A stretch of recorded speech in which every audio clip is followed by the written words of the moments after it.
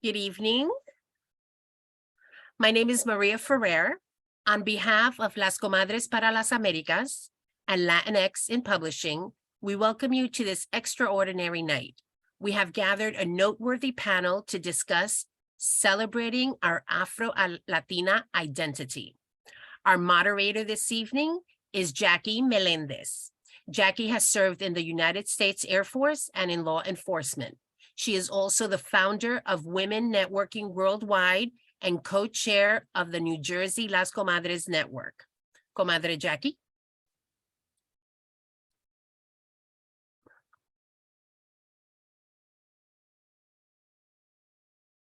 Jackie? Okay, hang on. Jackie, you're on mute. Sorry.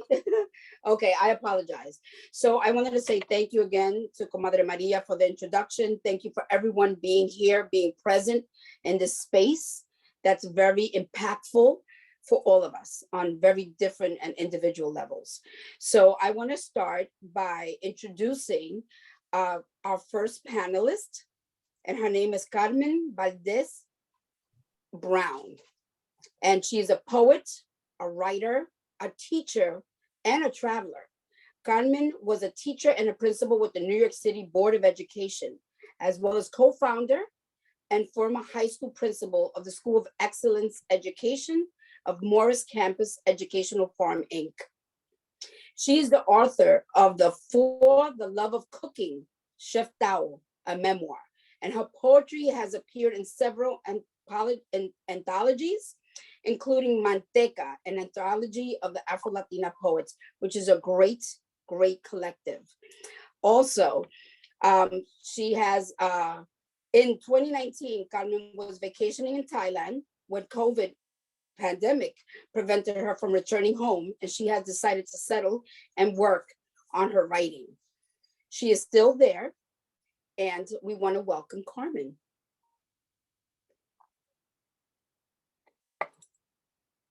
The other panelist that we have is Raisha Cartagena.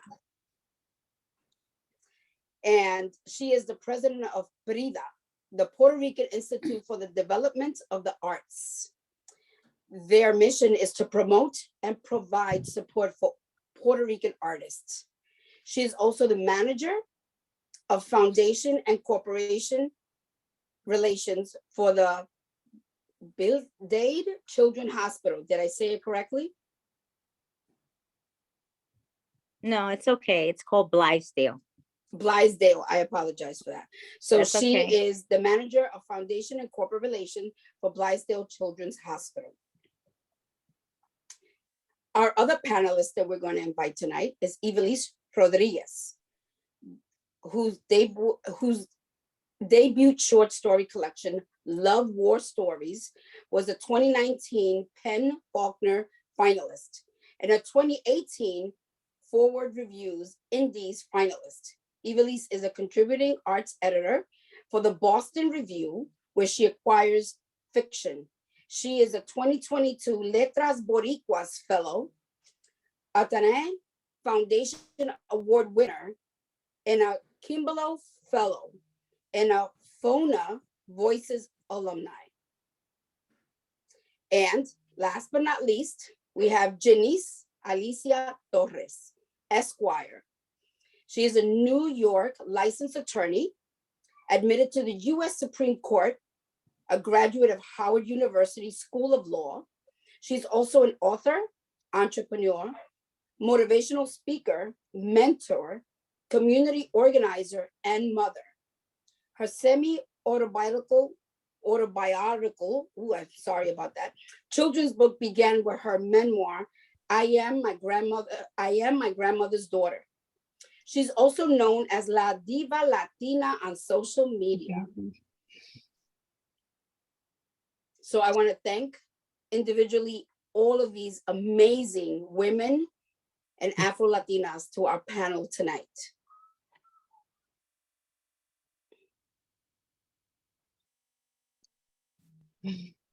Okay, so I will start tonight with our first question. Give me a moment. Ooh, Oh my goodness.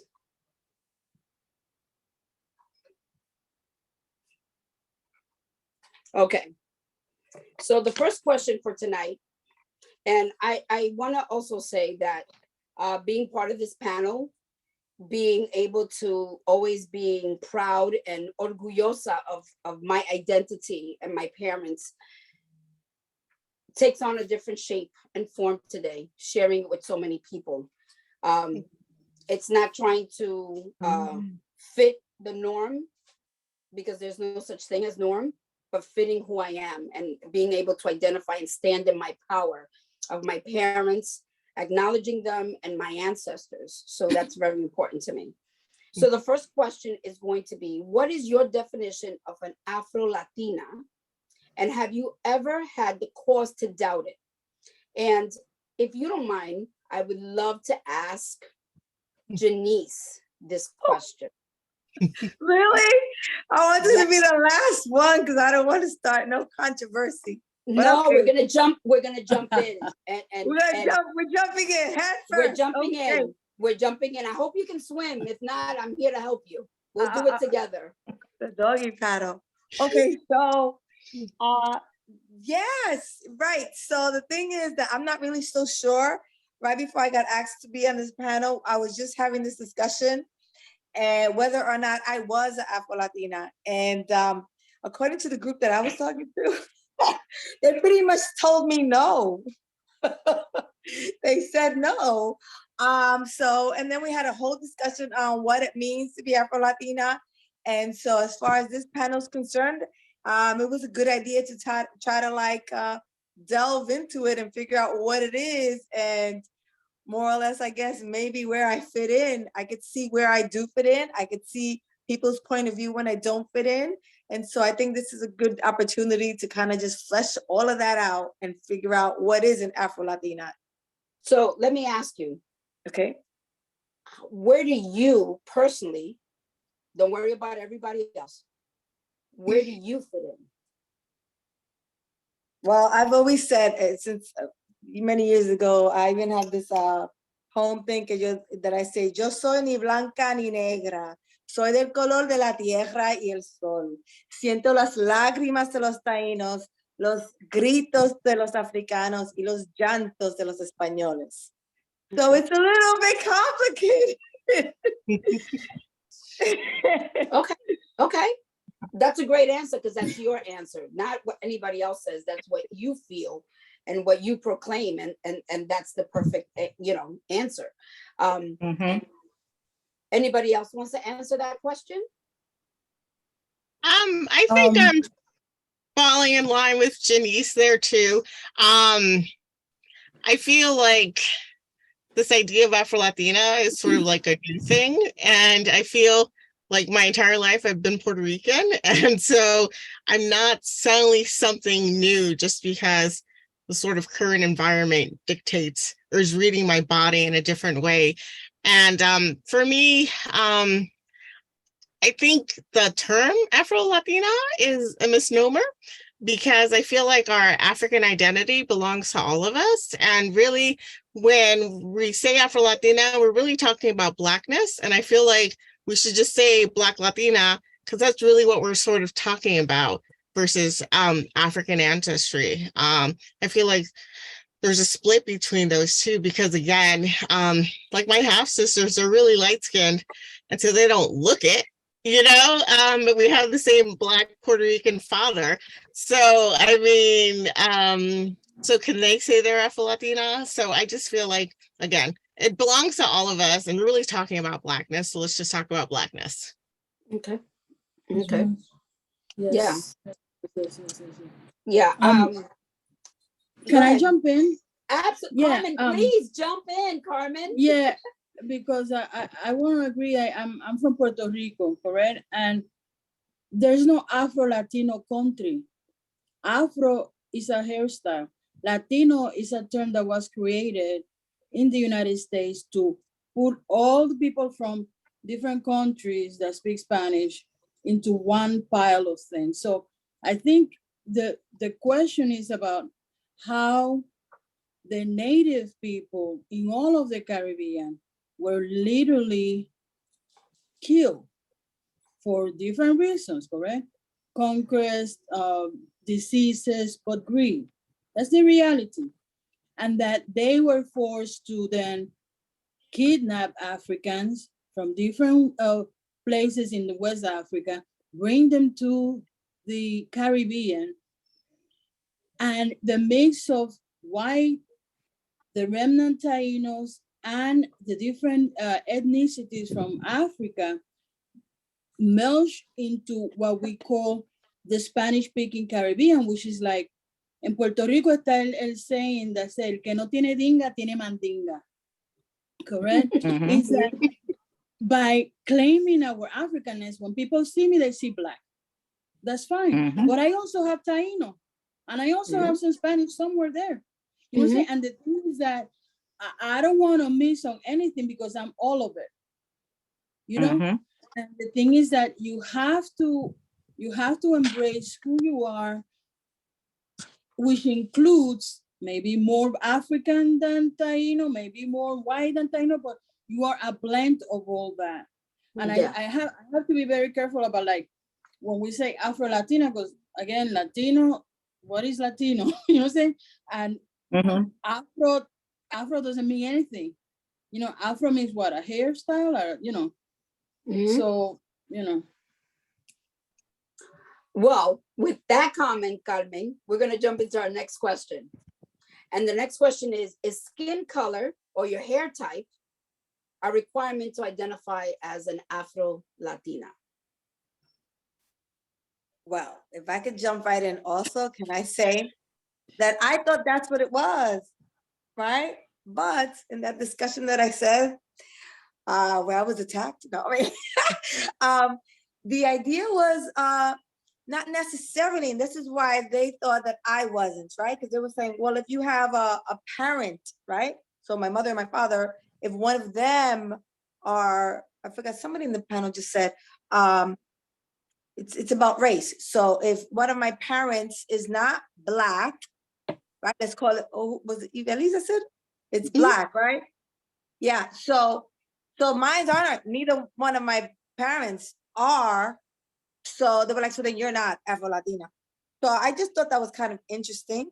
But I also see it as, it also how you represent, how you're represented, how people see you, right? So if that's how they see you, it really doesn't matter what color your parents are. If this is how society sees you, and that's like a new nomenclature, like even he said that that's something new. It's a new, to me, it's relatively new, which is why I asked all the young people, what am I Afro-Latina? If it's a new name, then you know, then what does it mean? I don't know. Does it mean color, or does it mean like ancestry, or does it mean like your parents, or what does it mean?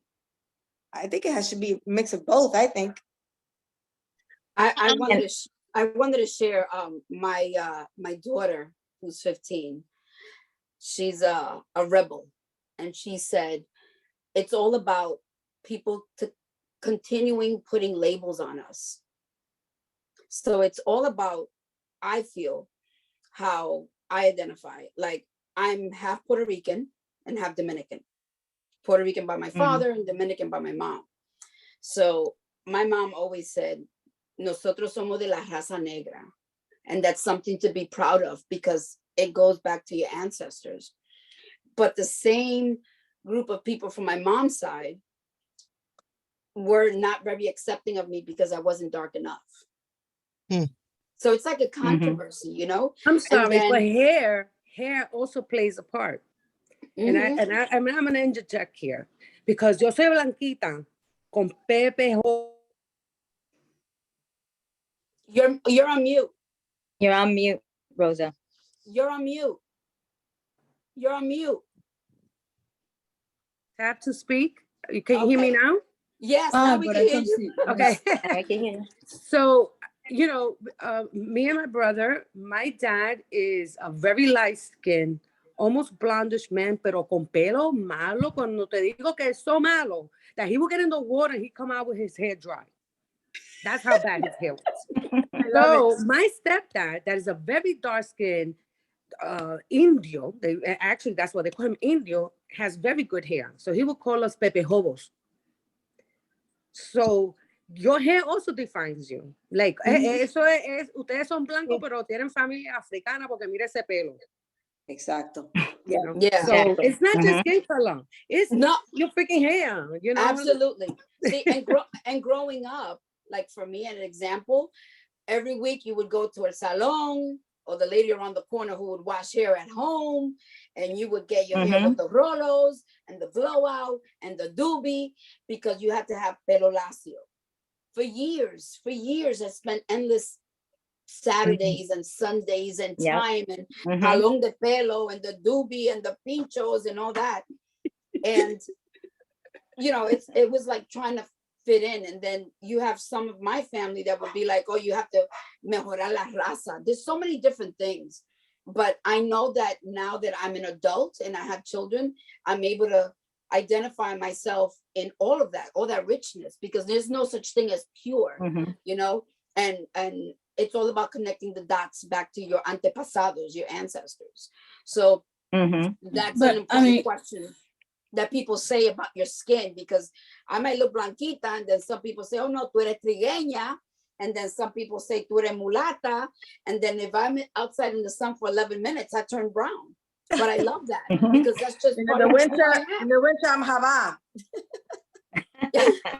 But I'm a collective of all the ones before me. So I think that with the Afro-Latino term, like a lot of people say, it's just like a new label. I've just been, you know, but you know, Can I? Sorry. Okay, go ahead. Sorry. Can I interject something to? Because I mean, the hair also defines who we are as people of African ancestry, whether you come from Puerto Rico, Dominican Republic, any country. And the thing is that it's in the context of living in a society that is structured around racism, correct? So the thing is that the label of who you are, whether it's the hair or the skin color, is telling you that you're less than, that you're not normal, that you're some other that doesn't fit the norm, that is not appreciated, that is not part of the beauty concept that is normalized. And so the thing is that I learned when I moved from Puerto Rico to New York to appreciate my hair, to let it grow naturally, because I was influenced by the movement that was happening in New York with the within the Puerto Rican community and within the African American community. I learned to embrace even more than I already had my African ancestry as a Puerto Rican.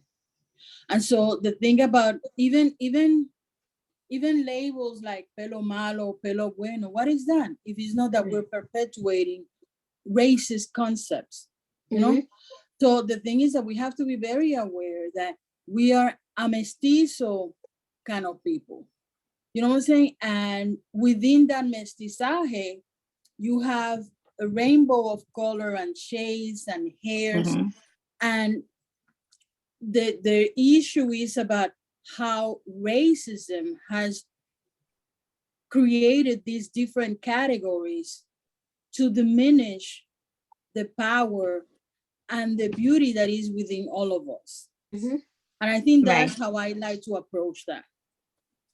Absolutely. Can I jump in just?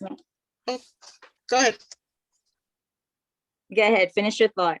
I missed out on the other two twice. That's what I was gonna let you go. So you go.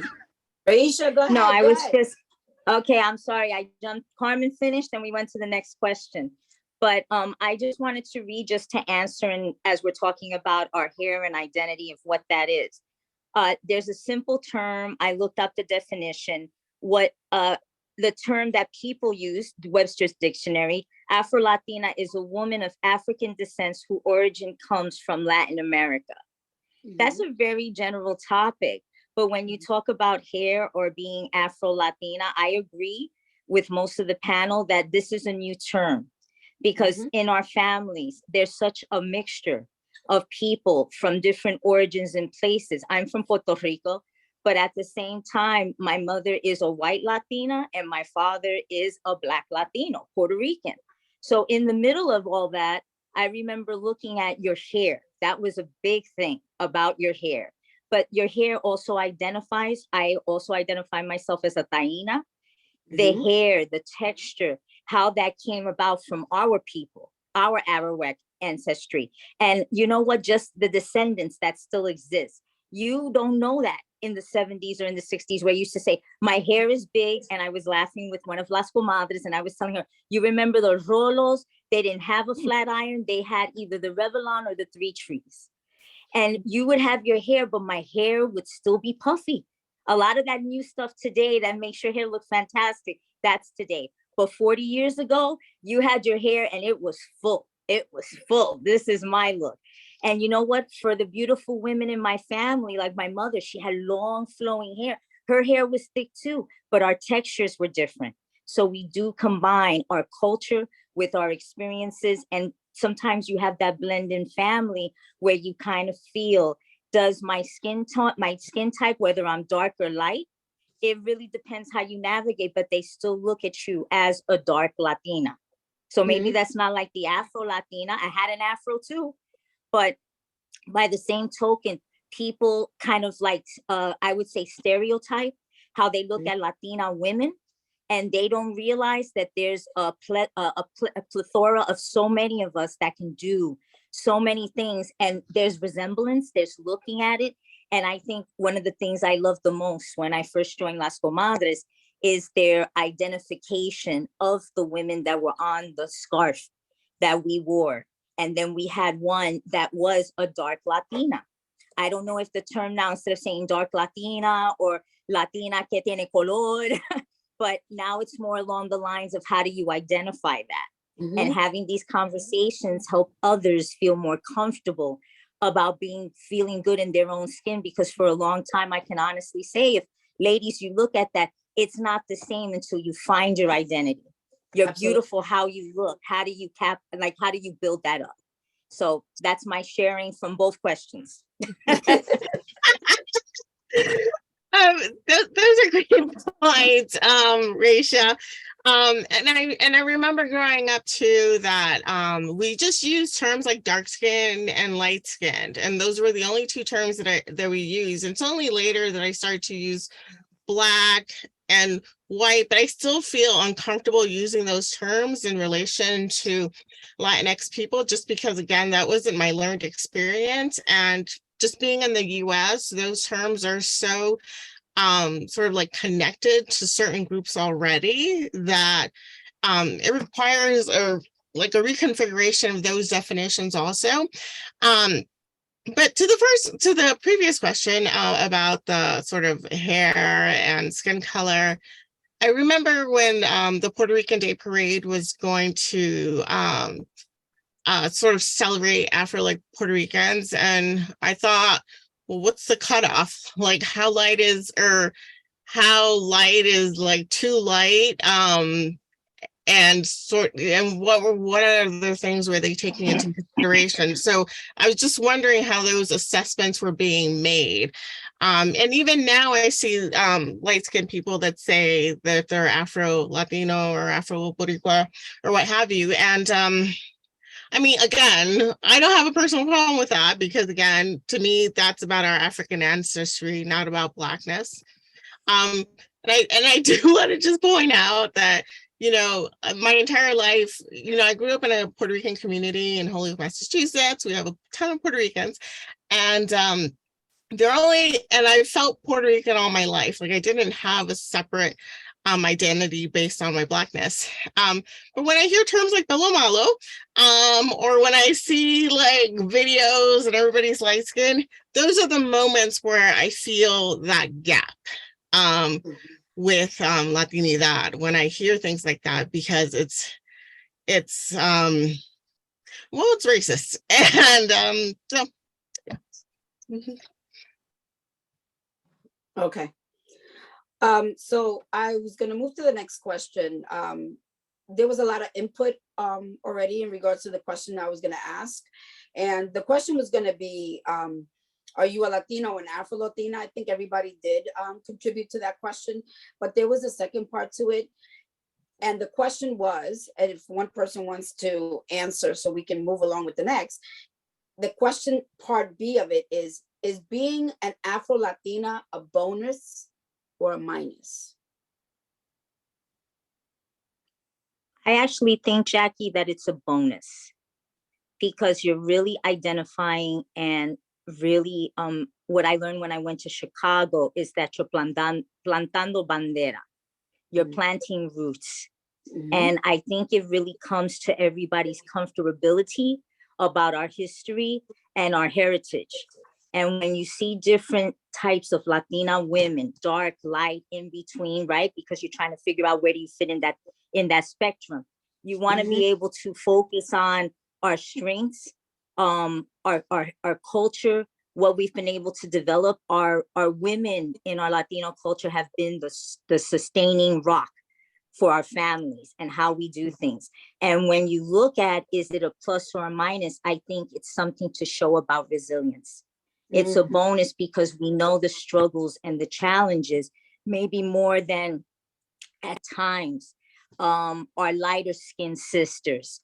We are the in-between, and then you have our darker skinned sisters. We all have a story to share. So sometimes that's a bonus because you can identify where you're from and maybe share it with someone else so they can move forward. Absolutely. And I have two things to say about that. What Rachel said about the really light skinned ones, let's say, for example, I know some that are very, very light, like light eyes and everything, kind of like Klossa was talking before, kind of like her.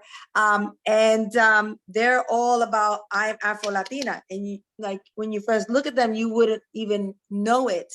And they're so fierce about it that it doesn't matter what you may think when you look at them. This is how they identify. So I think that's very interesting. So it has to be something that you feel inside. And the other thing is also, if it is all about, because the question was about whether it's positive or negative. If it is all about, how do you say, like divide and conquer type of thing, that's why I would never say I'm not Afro-Latina, because it's kind of like making it seem like it's a bad thing. Do you know what I mean? And so for me to say, for me personally, be like, oh no, I'm not Afro-Latina. That's kind of like, oh no, I'm not part of them. That's not cool. So in that sense, I would say, yeah, it's a positive thing. And in that vein, I would say yes, that I am. Does that make sense? Yes. Yes, it does. Can I say something? Yes, Carmen. Yeah, I think the key is not to reject Afro-Latina, but to say I'm Afro-Latina, but my experience is from Puerto Rico. I was raised and born in Puerto Rico, and I have that experience, because I think we have to push the definition, because by saying Latino, again, remember that terms didn't came from us. Someone labeled us.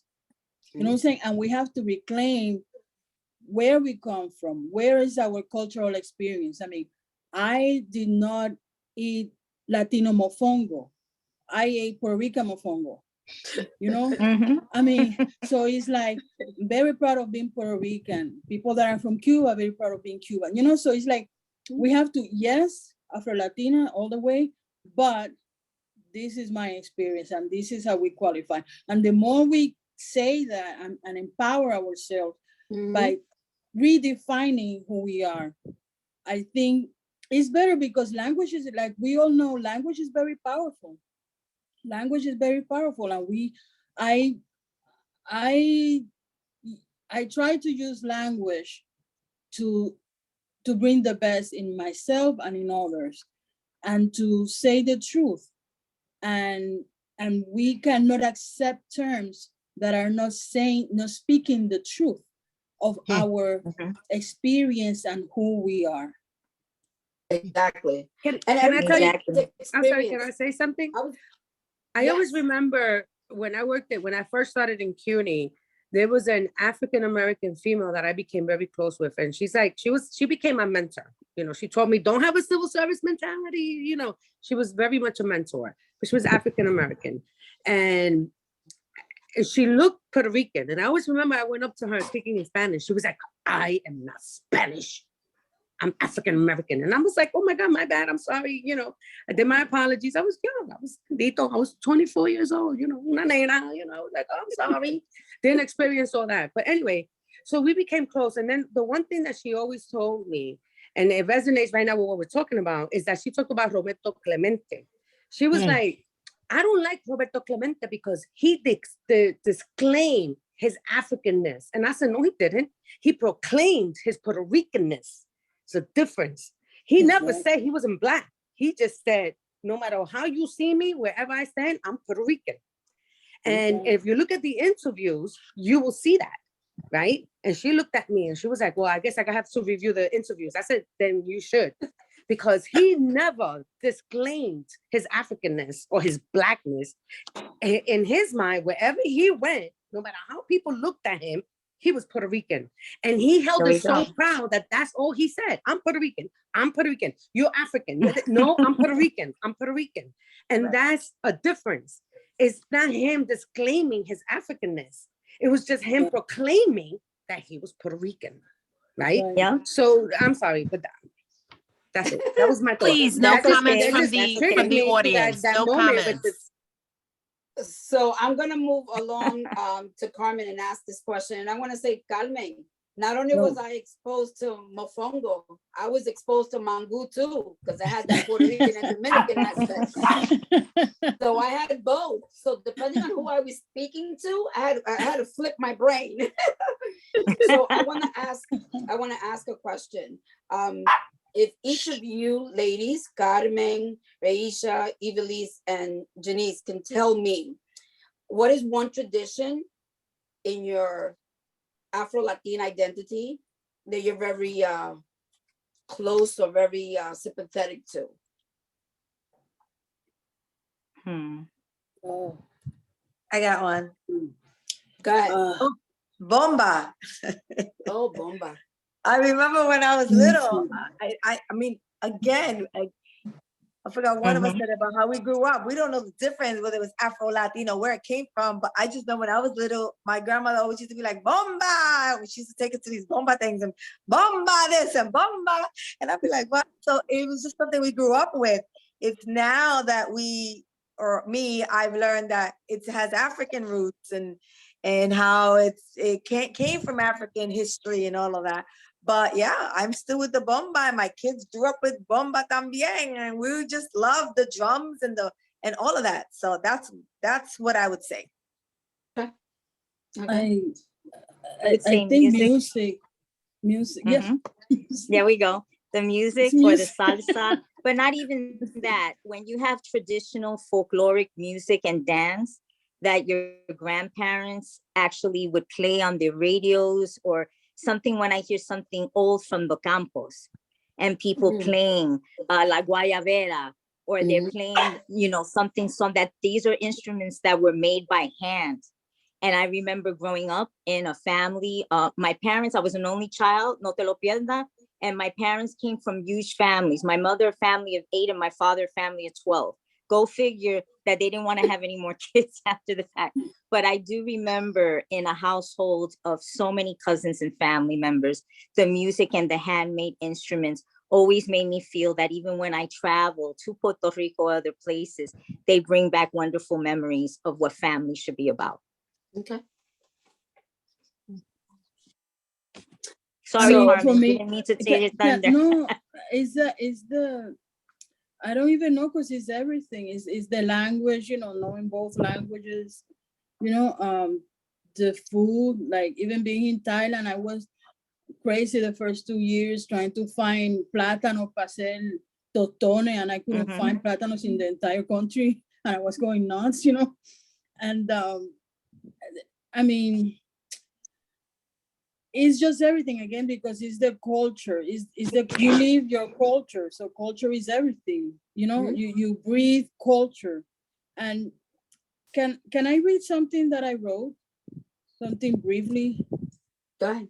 I think that explains, and this is as a take on the whole situation with Bad Bunny. To Bad Bunny, your name, bad, really, really bad. Bunny, Bunny, bad. Twisted, cartoonish, mischievous. Character, mucho, mucho Puerto Rican character. Subversion real, funny, mal hablado y dictando cátedra. Salseando, regueteando, merengueando, sazonando, sofrito puertorro, la realidad, 500 años y contando. Tarateamos, bailamos, moviendo el cuerpo sin vergüenza, culos remeneando, es una cultura en tus labios. Nación, fortaleza, sin ti no hay verano. Viviendo un eterno paraíso desmolido, las noches gimen, ay bendito, Benito. El apagón iluminó la condición y esos ojitos vieron la situación, bailando despacito como el coquí y tomando coquito. Los tres reyes se ríen con la estupidez del Santa. En Puerto Rico no hay nieve, solo amaneceres llenos de esperanza. Bad Bunny, el conejo con la sonrisa que no puedes olvidar, y ahora nos diste un chiste para burlar. Speaking in non-English, puñeta y qué carajo. Desde 1898, cuando llegaron los americanos. Vivimos en dos mundos, en dos lenguas, y yo lo que quiero es una sola bandera. El español no los condenan, los taínos no dijeron ni ji, a Guaybaná y los caciques lucharon hasta el final. Los españoles buscando gold los condenaron a extinción. Pero ellos viven en nuestro DNA y en el corazón. Los africanos atrapados también pelearon la rebelión. Pa'l carajo dijiste, y ahora quién se ríe. Speaking non-English, speaking free, los boricuas y los ricans son un pueblo en dos. Lo mismo hablamos el inglés New Yorkican y el español salpicado de Caribbean son. Pregúntale a Tato Nieves y al Garín, bailamos plenas, reggaetón, salsa, mambo y guaguancó. Mira ahora la pendeja, el español que mató a nuestros taínos nos afirma, what the fuck is that? Speaking non-English, the world speaks in non-English, assholes. Sorry for the French words, but you know. Para que lo sepan. Okay. So con eso, I'm going to go to the next question. So for the author among us, do you purposely create Afro-Latino, or I'm going to use Latino characters in your writings? I do. I find it interesting in studying literature. It was always sort of interesting when African Americans were presented. It seemed like they were being outed in a way, and normally it was done through language and in sort of stereotypical language. And so I was very sort of cognizant of that. But then when I wrote my short story collection, I did want to emphasize Blackness, especially in Puerto Ricans, especially at this day and age, where like people assume I'm Dominican now when I'm in New York, which never happened when I was growing up, because again, it was just a Puerto Rican world. Right. And so I definitely highlight their Blackness, and the novel I'm working on right now, and you know, I have 2 Black female protagonists.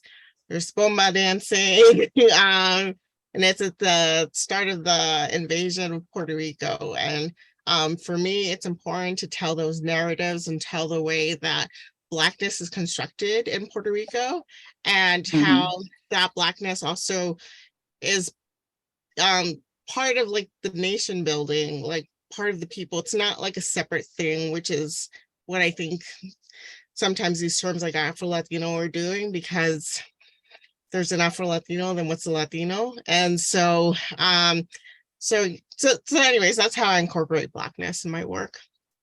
And I was thinking about asking you, Evelise, so I'm glad you jumped in and took that dive. Thank you. And can I say, I have children's books, right? So it's called Buscando el Sueño. It's a children's bilingual bedtime story. So the characters, I told the artist, the illustrator, that it's interesting we're talking about all of this, because the race issue is very important in this whole thing with the hair and the pelo bueno, pelo malo. So my character, the 2 little girls in it, one of them is real light, but has her hair is like a big puff ball, like almost like Afro puff. And then the other one, so light, real light with the Afro, let's say. And then the other little girl is dark. And I told the artist, I want her hair straight.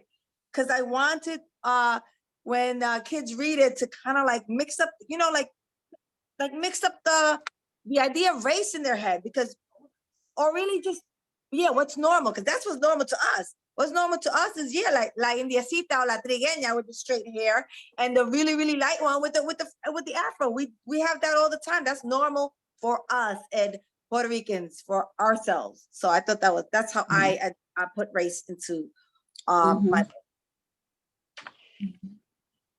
Okay, so just to move on, because I want to be able to honor and respect everybody's time and not go too over, I wanted to ask all of you amazing panelists that have children, what are you teaching them about your heritage?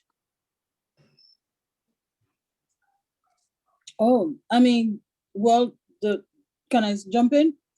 Well, the thing is that no, I mean, like the first thing is like I taught my son Spanish right from the beginning. That was my thing. You know, I was raised and born in Puerto Rico. Spanish is my main language. I learned English as a second language, correct? So my first thing is that you're gonna learn Spanish first, you know? And I make sure that we will constantly go back and forth to Puerto Rico to visit relatives, family. Relatives will come here so that he knows you're not just in New York. We have a big family in Puerto Rico. You are Puerto Rican because I'm Puerto Rican. You know what I'm saying? You're American, you know, so for him to embrace that, and that's the main thing that you could do for the kid to say, yep, I was born in New York, I'm American, but I'm Puerto Rican. You know what I'm saying? And I have roots, you know, and I know what is Puerto Rico, not from a picture, but because I lived there during the summers, because I stayed there, because I know my grandparents, I know, you know, so I think that's the most important thing that you can do for a kid, you know?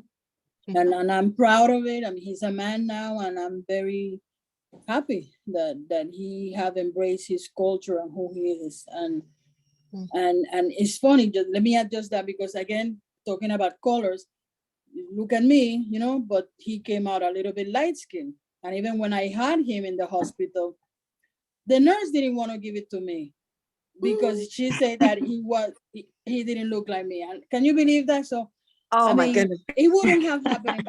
I mean, but that happened to me, like, right, give me my baby. No, she had to look at the name tag, you know, she couldn't believe that it was my son, you know? Carmen, I'm going to interject in that. So being born and raised in Brooklyn in Park Slope, when I had my children from my ex-husband was Puerto Rican, and when I would be outside with my boys, people used to ask me if I was the nanny. Yes. Because my kids, and all four of them actually were born with blonde hair, and they had blue eyes. And when my kids were getting older, like my oldest son had blue eyes until the age of 3, now they're green. And my other children have hazel eyes, light brown. And people used to say, are you the nanny? And I would, in the beginning, there were a few times that I, you know, expressed no, I'm not a nanny, but then I learned, because it's just ignorance. So yes. Anybody else wants to give us Yes. feedback on children? Yes. Okay, go ahead. Yeah. My kids are actually Afro-Latino, point blank, period. There's like not even a question. So the whole hospital thing, when I was in the hospital, they were like, oh, we need to take this test. I'm like, what test? A sickle cell test. I'm like, for what? And they were like, oh, we give it to all African Americans. And I was like, what? So I thought that was interesting. But anyway, besides that, my son is actually like my complexion, but like when we moved in, he was considered Black. So I just find it interesting. So I kind of just let them identify their own selves as far as race, but as far as culture, I made sure they knew Spanish from jump. My kids knew Spanish before they knew English, no matter what. And people are still surprised to this day. Kids speak Spanish? Yeah, of course they speak Spanish. So that's how I did it. My daughter is 18 now, or she just turned 19 on Monday. So I wonder where that went. But she looks a lot like me. She looks a lot like me, but she's very opinionated, and she was very much into maybe getting upset at her father and I from when she went to high school. Then she was like, I'm practicing other Spanish. You speak Spanish in a different way. You know, you should have been more attentive of doing that. But she didn't realize that, yes, we spoke Spanish to her because her father, and she's mixed. She's Puerto Rican and she's part Ecuadorian. So you can imagine the look and how she felt, where her father is like, she had straight hair when she was small. When she turned 1, her hair got big. And he says, how did that happen? I said, well, with some African and Latino and Puerto Rican roots, Taino, Inca, I said, you have to remember, it's not just a straight run. But I mentioned this because as my daughter has been growing up, she went through the same things that most of us have gone through. Do you have straight hair? How light is your skin? And she's a person who's in between, like me, but still you go to school with kids and there's different ways that they act, or other Latina kids that they're like, oh, well, you should look this way. I try to teach her that despite that, she can be comfortable in her own skin. And also all the years she was growing up, I took her to events. If our family wasn't all together, is going to the festivals, the Latino events, the bookstores, other places that exposed her. And now that she's older, she talks about those things because she researches them. She looks into them, and she knows that she's a part of 2 groups of Latino cultures that she should be proud of. I didn't want her to have more than the other, but at least trying to teach her, appreciate your being Latina, however you identify with that. And I guess as the new terms come along, I feel it's a way for our younger generation to identify with our past and also identify with our present that belongs to them. Okay, so I'm gonna ask one more question. And when Comadre Maria and I were talking about questions to ask, this was one that always jumps up. So I recently moved to Jersey, I wanna say 2 years ago. I'm originally from Brooklyn. You know, people say, oh, I hear your accent. I'm like, I don't got no accent, what are you talking about? But being in Central Jersey, I'm not exposed to a lot of Hispanics or Latinos in the area. So when I'm at the supermarket, ShopRite, Target, and I hear someone say something in Spanish, right away I'm like this. I look forward to that connection. I look forward to, I don't care if they're from Peru, Ecuador, Santo Domingo, Puerto Rico, Mexico, Colombia, wherever. I have a hunger to connect with that, because in New York, you have that everywhere. So even being here, it's even more. My kids say, you know, we miss the bodega in the store, but we miss the diversity. So in saying that, it makes me so happy and proud when I see someone and I'm able to connect just from hearing, you know, saying something in Spanish. So the question is, how do you connect with other Latinas when you hear someone speak Spanish or whatever term? How do you connect with other Latinas? And we don't have to be from Santurce, or we don't have to be from Mayagüez, or we don't have to be from La Capital, or we don't have to be from Medellin. It doesn't matter. How do you connect with other Latinas?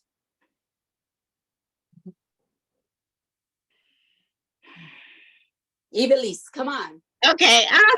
I mean, I'm thinking I'm in a Latina-based sorority, and that's from college. And so I think that's a way to connect with Latinas, like being surrounded by other Latinas all the time and having like a really strong sense of community. And then I think as a writer, there are a lot of Latina women that come to my event and read my work and support my work. And I think that those are then the connections I make. Right now I live in North Carolina. If I see a Latina, I'm very excited. I remember there was a Puerto Rican man who worked at the CVS down the street, and I was acting like he was my abuelo because I was so excited there's another Puerto Rican here. But yeah, I mean, in general, I think those are the ways I connect. Okay. Can I say something? Yes. Okay. So I don't know if you guys saw the, you know, the 80 for Brady, with Rita Moreno and all these 80-year-old women acting, which I freaking absolutely love. Rita Moreno was in it. And Jane Fonda said that you have to be intentional about your friendships. And I have to say, because I know Reisha, I've worked with her with Frida, but Janice is a good friend and she's intentional. She reaches out, she's constantly, Mama, what are you doing? Where are we going? I know you have your seniors and what are you doing? I think it's important to be intentional, right? I was like, when I saw that, I was like, oh my God, I have friends that are intentional. Jane Fonda hit it on the nose. There are friends that just, you got to look for them, but you got to be intentional about looking for them. And I think that applies to all of us, to be intentional, to look for our comunidad, our comadres, if you will. Look for each other. And what are you doing? And how are you doing? And do you need help? And how can we help you? Right? You have to be intentional. Janice Torres, you know I love you, girl. Listen, Does anyone of our panelists want to also make comment on how you connect with other Latinas? Well, it's really hard. I feel. Okay, I'm gonna take it this time. All right. You know what? Connecting with other Latinas, you see the common thread that's amongst all of us. They have this one great book that I read by, I believe her name was Maritza Guzman, and she wrote the Latina Bible for how you exist with other Latinas. Yes. And yes. I remember reading that for the first time because one of my comadres gave it to me as a Christmas gift on one of our birthday celebrations many years ago. And it was really interesting that as my journey in the last maybe over 30 years of meeting different Latinas, especially when I worked more with Las Comadres and the meetings, were just the gatherings that we would have. So many different stories had a similar tone of what their experience was, how they grew up, how you trying to raise a family and still be a woman of your own. And I found that sometimes being open, trying to listen to someone, and even if you don't have a common cultural thread, there's things that you go through as a woman, a Latina woman, that makes all the difference if you made that one connection. Absolutely. Janice, do you have anything to say on that last question? No, I was just gonna say how it's hard because, like you said, there's not that many. Like when I was in New York, obviously we're everywhere, but now we're just not anywhere. So I went to the church. I went to the Spanish Mass, and that's where I met my tribe because it's hard to find us sometimes. So that's one way to do it. Yes. And Carmen, what about you being in Thailand? Tell me how your connection was.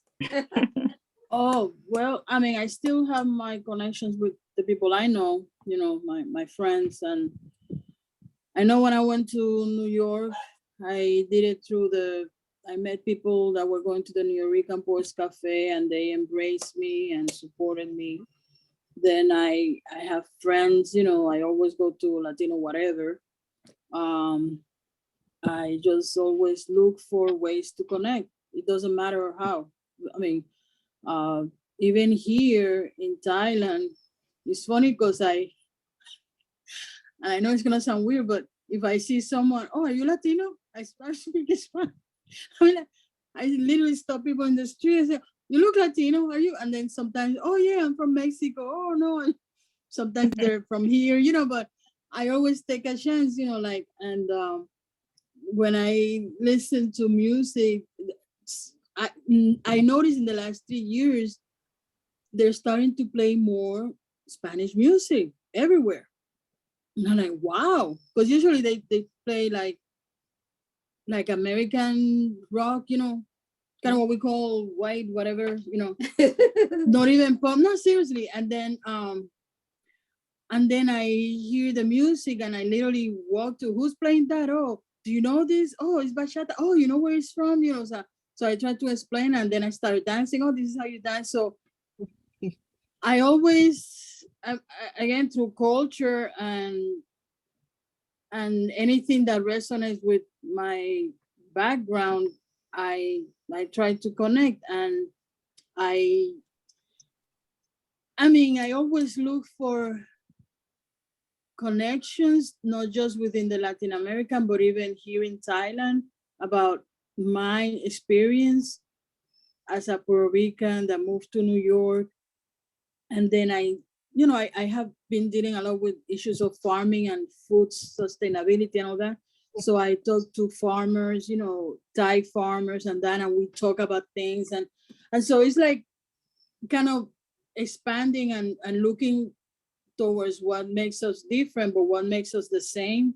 Mhm. Because he's really just one planet. We live in a really one planet. It's one planet that we live in. And there's a lot of differences that are beautiful, and we have to embrace who we are. But at the same time, open up for the linkages and the connections. It's like, and I have to mention again, Bad Bunny, is like, I think part of his success as a musician is that he embraces his roots, who he is. And that's the only way that you can open up and expand and offer your local. When you know who you are and you love who you are and you embrace your culture, you open up to everything, and you make connections, Absolutely. So that's where I am right now. That's correct. Mhm. So I was gonna say, thank you for everyone. And Carmen, I know that I had seen you before in Capicu in reading. Oh yeah, Yes. yeah. Yes. And I never knew that Janice was La Diva Latina on social media that I've been following forever. Yes. I got what And, to hide. yeah, it's amazing the connections we have here, and I'm looking forward to reconnecting with everyone, whether it's a group setting or even one-on-one, because I'm always hungry for knowledge. I'm very old school, so when it comes to reading and writing and connecting, and I look forward to connecting with women on different levels, because we always have a common core, a common denominator. So I want to say thank you to each and every one of you for saying yes. We value your time, we value who you are. Thank you for honoring us in this moment with your time. That's always important. And I want to thank everyone for being part of this experience, because now you created an experience for us as well. And there's so many other topics to talk about, but I'm sure that maybe we can get together again, because next month in March is Women's History Month. So there's so much to talk about. Your writing, your novels, your Sounds so books, good. food, music. So don't forget that. And I am going to say thank you again, and I'm going to turn it over to La Maravillosa Comadre Maria.